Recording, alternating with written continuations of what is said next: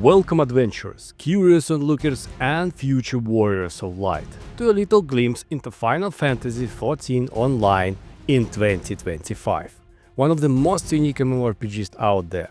Picture this, you're dropped into the high fantasy medieval-esque world with the classic Final Fantasy creatures, epic storyline and community so friendly you'll wonder if they are secretly powered by the cat girls. No, for sure, they are powered by the cat girls. Today we're diving deep into what makes this MMO shine, what might surprise you, and why some players are side-eyeing the new expansions. So buckle up, grab a snack, and let's get into it.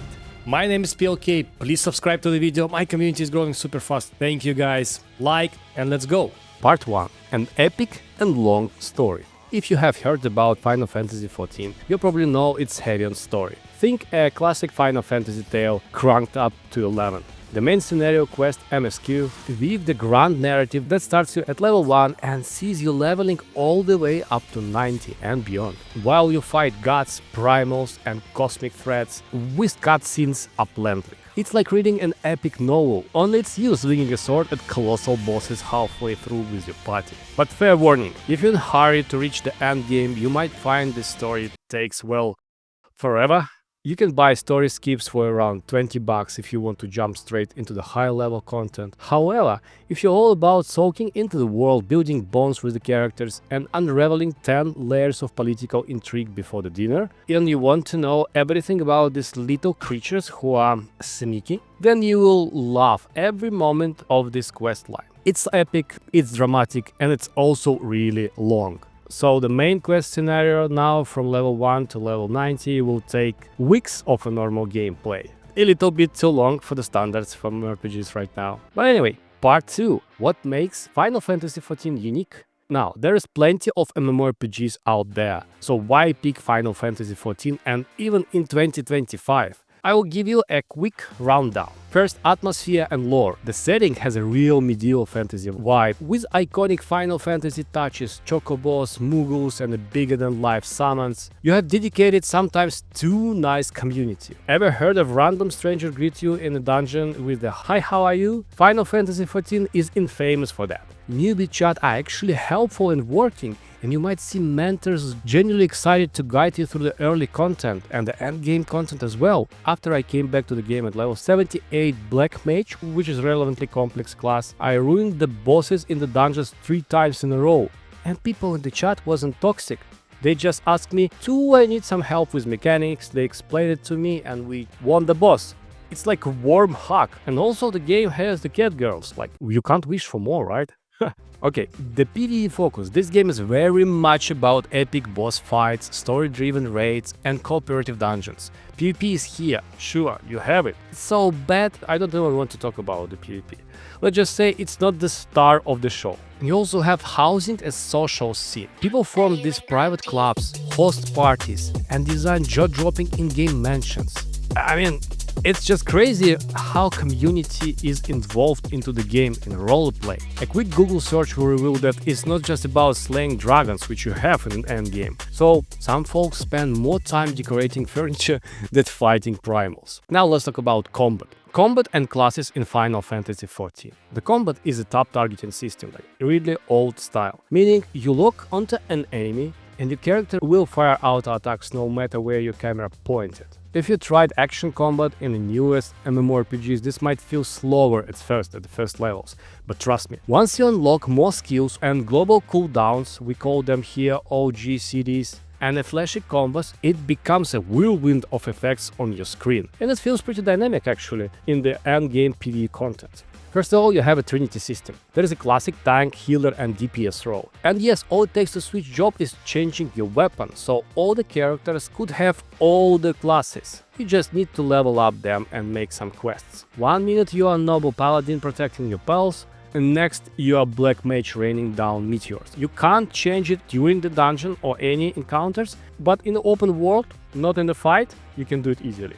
Early levels and endgame. Early on, combat might feel sluggish. like you got 1 or 2 buttons to press, but each new level adds something interesting, a new skill, a special gauge, or a flash ability with insane animations. By the time you hit the end game, you are juggling combos, weaving the OG CDs, and praying you don't stand in the giant glowy dust circle during the PvE. Just look at these rotations. Many of the classes are so complex and so interesting with different rotations, and by the way, the classes are really different, so you need to have a rotation guides for different classes. I came back as a black mage. I don't remember the rotations of this class because of the combos and all this stuff, so I have to go in the internet and check the rotations for my class. And of course the spell animations, the infamous spell animations from the Asian market of MMORPGs. Square Enix doesn't hold back here as well. Casting a single fireball can look like you're calling down the wrath of the heavens. It's really gorgeous, and all of the spells you can feel the impact and you can feel the epicness of your story through them. But watch out for the visual clutter, especially in the big raids. If you want, you can turn down other players' effect in the settings if you don't like it and your screen starts looking like a firework factory exploded.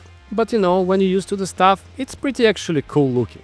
Now let's talk about classes in the game. Officially there are 19 main jobs plus the weird cousin Blue Mage, which is a limited job, which you can't use in all of the endgame PvE occasions. Overall you had 20 classes if you count everything. And even better, in the new expansion we have 3 more new classes. Viper, a dual-wield melee class with the penchant of lightning-fast slices and a ton of style. Pictomancer, a paintbrush-wielding mage who basically turns the battlefields into chaotic art studio. And a Beastmaster, another limited job like Blue Mage, letting you tame creatures and unleash them on unsuspecting foes. And the classes in this game, as I told you before, they are really unique. Some of them are typical for MMORPGs, but some of them are really different. Just take the ninja for example. It's a typical master of stealth, but also master of messing up fancy hand signs. Like in Naruto for example. It's pretty flashy, it's pretty cool, you're basically ninja from the anime, but it's also pretty complex. One mispressed combo and your epic inferno becomes a gentle breeze. So you need to keep attention to the rotation during your encounters. Or take Dragoon, the, so-called floor tank. Why? You know why. They are too squishy. They love sky-high jumps and then face planting into the boss' nastiest AoE. That's fine. Or take the Blue Mage, our weird guy. The bizarre job that learns monster skills by basically letting them stomp your face. Something like, yes, please hit me with your biggest attack so I can turn myself into the living bomb later. And if you want to know more about classes and you want to choose the class as a new player in 2025, just watch this video. This guy did a great job. It's funny, it's comedic, and you know everything about the classes actually. So, Part number 4. PVE content galore. This is where Final Fantasy XIV truly flexes its muscles. You have got a buffet of PvE challenges, from quick dungeon runs to sprawling raids that feels like an action movie finale. And okay, let's break it down. Dungeons. These are 4 players adventures designed to be both accessible and surprisingly intricate. Early dungeons ease you in with the simple boss mechanics, maybe a straightforward AoE or 2. But as you level up, the complexity ramps up. But mid to late game, each dungeon typically has 3 boss fights, unique puzzles, and a final boss that caps things off with a bang. And most of the times with a mini cutscenes. It's never just a tank, spang, and loot. You will dodge telegraphed attacks, coordinate burst phases, and scramble to figure out that new mechanic before it wipes the party. It's a learning process that's oddly thrilling, even if the stakes aren't as high as a full-blown raid. You also have trials or extreme trials. If dungeons are appetizers, trials are like a main course. These are 8 players, single boss showdowns, drop out straight into the action, which I really like. Without trash mobs, without everything, just clearly cool boss with mechanics, different stages and different phases. One moment you're bantering in a party chat, the next you're starting down a massive godlike 4, with the earth-thumping soundtrack blasting into the background. And the music in the game, I mean, you feel yourself in epic adventure actually because of the soundtrack as well, look at that. In normal mode, there are nice balance, but once you jump in extreme versions, expect chaotic arena-wide attacks and complex mechanics that demand quick reflexes and solid teamwork. It's basically a crash course in don't stand in the giant glowing circle, or else. And you have different types of the raids, savages, ultimate modes. This is where the game goes from fun challenge to I can't believe I just survived that. 24 player raids, They often grant multi-wing affairs with lore-rich plots. Think of them like epic field trips where you and your 23 friends or random adventurers navigate sprawling zones, vanquish fearsome mini-bosses, and tackle final fight that feels more like a huge set piece from a Final Fantasy title. You also have a Savage and Ultimate versions that dial up the difficulty to almost punishing degree. Bosses using complex combinations of attacks, and even the slightest misstep can cause a chain reaction of party wipes. But the payoff is really worth it. Trials and raids, you need them to get all of the cosmetics that you want, not in the shop, but from the game. That's really cool in Final Fantasy XIV. From flashy one-of-a-kind mounts to some of the best gear in the game. No cash shop necessary, these rewards are pure bragging rights. You also have a treasure hunts. When you need a break from all that intensity, treasure maps offer a lighter but still chaotic alternative. You gather friends, decode a map, and venture in the instance zone brimming with valuable loot, assuming you don't get swamped by the monsters first. It's half gambling, half dungeon crawl, and all fun when the RNG gods decided to smile upon you. So the PVE content in Final Fantasy XIV has something for everyone. It's challenging, rewarding, often breathtaking, good soundtrack, and just look at this epic stand down when the tank just reflects the huge sword from the boss by his weapon. It looks fantastic. Part number 5, the meh side of the game, PvP. About PvP, we have few modes like Crystalline Conflict, 5 vs 5 mod that's fast and should be fun, and about pushing the objective. It's easy to jump in, but not quite the main event. Frontlines, the large-scale faction warfare, could be epic or chaotic sometimes. And Rival Wings, the new mobile-like gameplay with the mechs, turrets and creeps. It's unique, like in Guild Wars 2, they tried to do something like MOBA as well, but definitely not your typical competitive MMO environment. And some people enjoyed PvP here, but the problem is to enjoy PvP here. First of all, it's not balanced at all, the game is about PvE, but you also need to build another class basically, because all the skills are different in PvP and PvE, and it's really hard to do that. And not all of the people want to do that. So, it could be not the best side of the game. Part number 6. Community vibes and extras. One of Final Fantasy XIV's biggest draws is its community. Mentor system guide new players, housing district hosts wild social gathering, entire free companies, which are guilds here, exist purely to decorate and roleplay.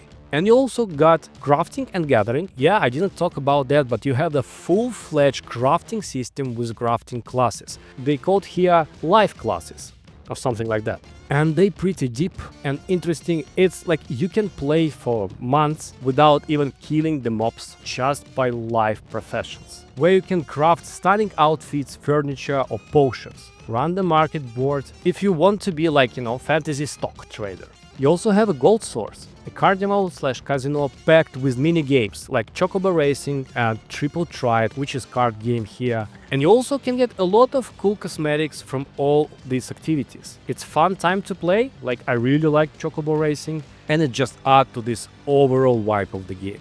And housing, we already talked about that, it's a big thing here. Part number 7, new expansion, the Dawn Trail. This is the new expansion, so if you're a new player and you will come to the game in 2025, this is something which you want to achieve, right, in the end game. Dawn Trail, the expansion with tropical flair, South American inspired twist. On the paper, it's your summertime getaway, full of bright vistas and laid-back vibes. But some players find it really underwhelming. Why? I'll tell you why. First of all, location design. The large jungles and sunny beaches looks really great and detailed and quality is there. But they're missing the trademark of Final Fantasy XIV, otherworldly wow factor. The final 2 zones in this expansion bring a bit more of the crazy epicness, but overall, so you feel it like step down from the mind-blowing set pieces of past expansions. And of course, Pulse and Walker's story. And Walker pretty much wrapped up the main storyline with a massive cosmic finale. It was like 10 years or so of the story, it ended. Now the Dawn Trail's new narrative has a really big shoes to fill, and not everyone's convinced it will deliver the same epic scale, and developers already notify us that it will be next 10 years adventure or story. It doesn't feel like that for now. But as always, you will get usual Final Fantasy XIV flair, dungeons, raids, new classes, and everything really polished, that tough to beat but really challenging and really interesting.